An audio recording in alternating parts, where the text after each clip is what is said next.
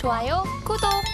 자, 미국 중간 선거의 미중시 향방이 어떻게 흘러갈 것인지 거기에 대해서 오늘 간략하게 좀 설명을 드리는 시간을 갖도록 하겠습니다. 네, 궁금합니다. 네, 시작하겠습니다. 자, 그러면 기본적으로 이제 뭐 아까도 말씀드린 여러 가지 매스컴에서 언론에서 얘기되는 게 이제 역사적으로 살펴보면 그죠?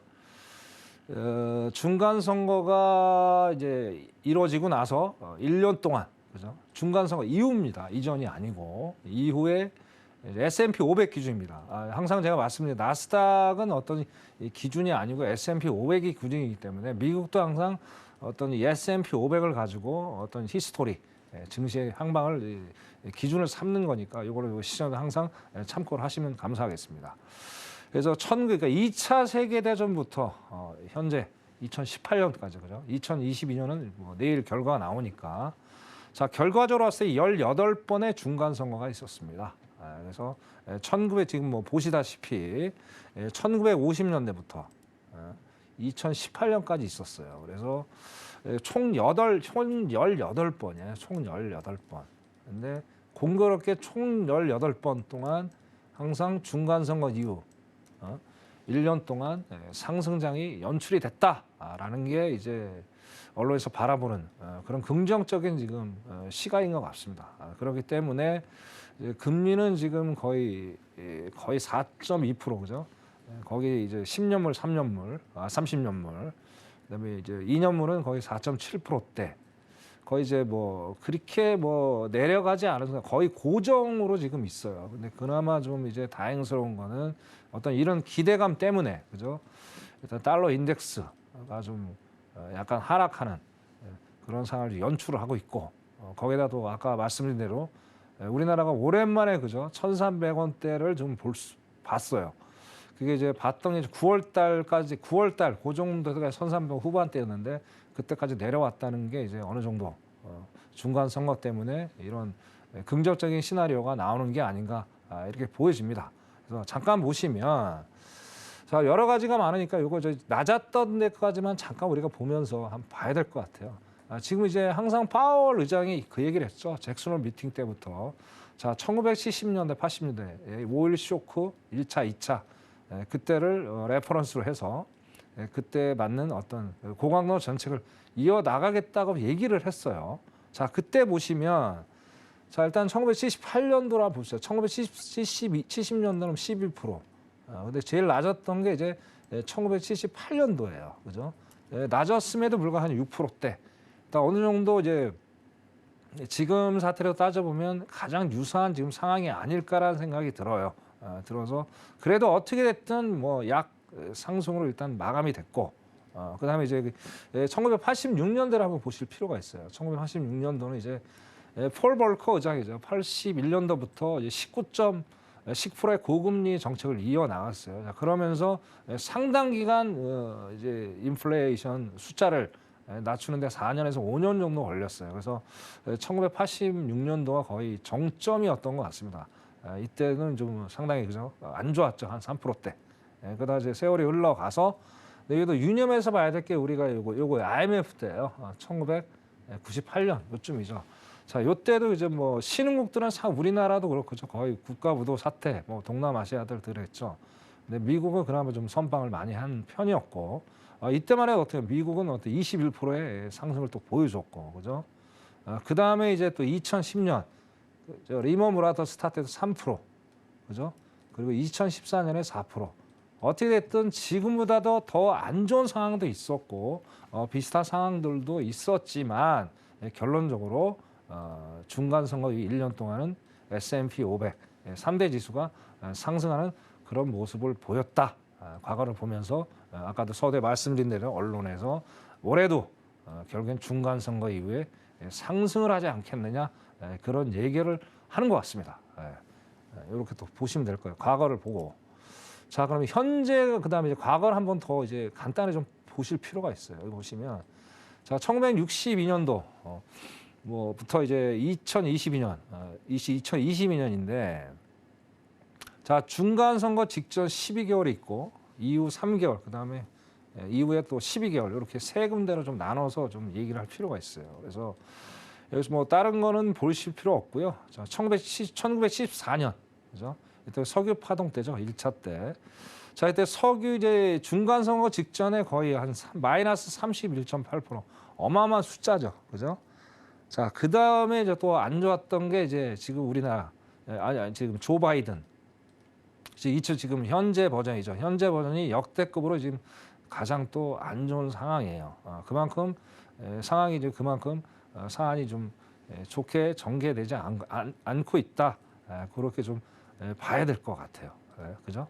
자, 그 다음에 중간 선거 이후 3개월 전체적으로 좋았어요. 안 좋았던 거는 이제 1990년, 그죠?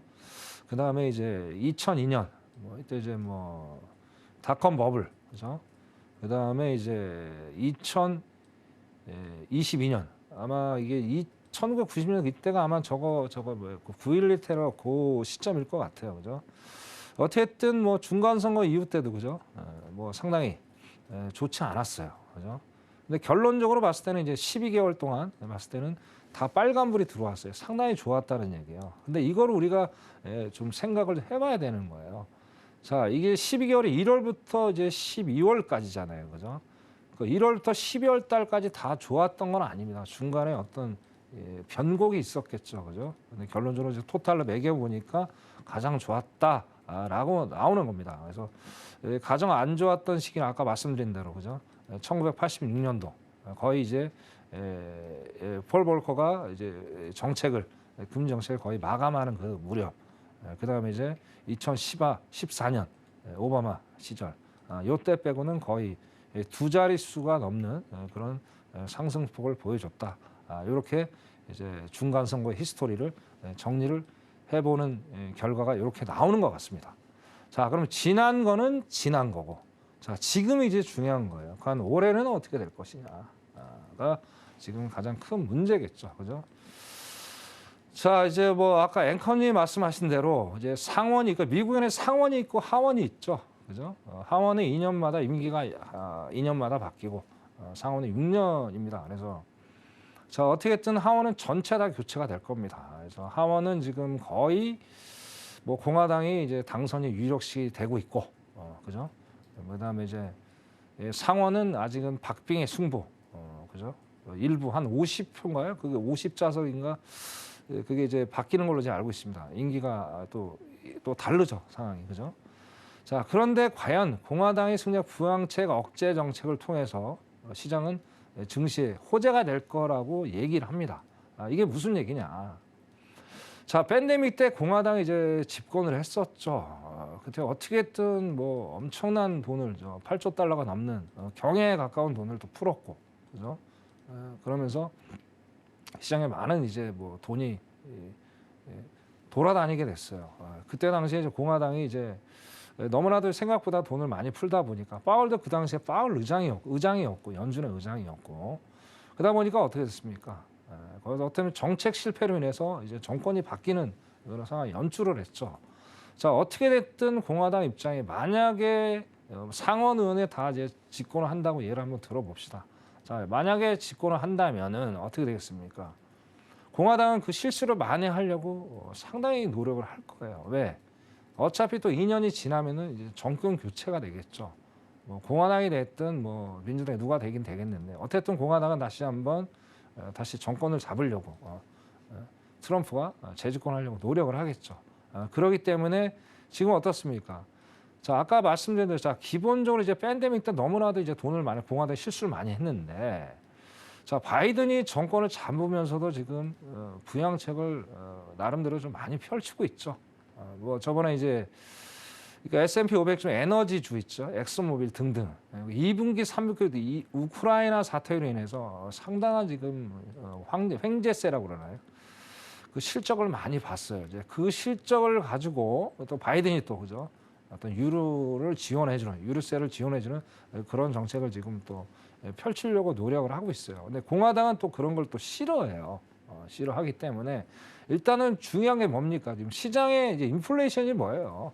시장에 뭐 유동성이 너무나도 많이 풀려 있기 때문에 돈을 걷어들여야 되잖아요. QT를 지금 하고 있는 상태에서 어쨌든 바이든은 뭐 강한 건 아니지만 계속 지금 부양책을 가동을 하고 있죠. 거기에 대해서는 이제 공화당 야 이건 아니다 이렇게 갔다가는 인플레이션 도저히 잡을 수가 없다. 그렇기 때문에 부양책을 강하게 억제를 해야 되겠다. 그런 것들을 계속 표출을 할 거란 얘기예요. 그죠? 자 그렇게 되면 어떻습니까? 일단은 가뜩이나 지금 뭐 어떻게 돼? 우리나라도 지금 뭐 나라의 국간이 이제 많이 부족한데 미국도 뭐 못지 않죠. 그죠? 그래서 어쨌든 공화당은 정부의 어떤 지출을 좀 감소시키는 정책을 많이 필 거고 역으로 따지면 파월은 지금 공화당 사람이지만 연준은 독립적인 기관이라고 말씀을 분명히 드렸어요. 그죠? 뭐 어떤 정당에 속하고 안 하고를 떠나서 만약에 이제 어떤 이 부양책을 억제시켜주는 어떤 공화당이 그 정책을 자꾸 펴나간다면 어떻습니까? 파월은 어떤 부담감을 조금 줄일 수 있는 그런 효과도 있을 거예요. 그렇죠? 그런데 이제 뭐 과연 정치적인 거하고 그죠? 일단 금리하고는 이제 별개라고 우리가 또 역으로 또 생각할 필요가 있어요. 그렇기 때문에 뭐 조금 이따 이제 말씀을 드리겠지만 일단 요런 이슈 때문에 공화당이 부양책 억제를 통해서 어떤 증시에는 호재로 작용할 것이다라고 지금 현재 버전으로 얘기를 하고 있는 것 같습니다. 다음 페이지 한번 보겠습니다. 자, 그러면 이제 결론적으로 이제 우리 시청자 가장 궁금하신 게 저거잖아요. 그죠? 자, 그러면 중간 선거에 과거 사례처럼 올라갈 것이냐 아니면은 또 하락장을 연출할 것이냐가 가장 큰 포인트잖아요. 자, 그거를 제가 간단하게 우리가 생각을 하시면 돼요. 저번 주에도 제가 말씀드렸지만은 그 결과의 답은 잭슨 홀 미팅 때 벌써 나왔고 그리고 11월에 다시 한번 번복을 하는 그런 좀 더 강하게 번복을 하는 그런 11월 FOMC 회의가 됐던 것 같아요. 그래서 여기 보시면 뭐 다른 거는 필요 없고요. 여러 가지 문구가 있었지만 여기서 파월의 어떤 강한 의지를 좀 보면서 과거가 좀 쉽지 않겠구나라는 걸 좀 생각을 해봤어요. 그래서 보시면 자 여기 위에 이제 뭐 위에 이제 뭐 보시면 이제 금리 인상 이제 기자회견할 때 그런 얘기를 했어요. 자 이제 기자가 뭐 피번 얘기하는데 자 금리 인상 속도 완화보다 얼마나 높게 또 얼마나 오랫동안 이거를 지속을 할 것이냐가 더 중요하다고 얘기를 했어요. 그죠? 자, 여기서 우리가 이제 시청자들이 정확히 알아야 될 게 있어요. 자, 피봇이라는 게 스텝 다운이라는 게 있어요. 그죠? 자, 피봇이라는 거는 금리 속도를 완화하는 게 피봇이 아니에요. 그죠? 그건 스텝 다운이에요. 자, 0.75를 올리는 게 이제 네 번째 올렸죠. 그죠?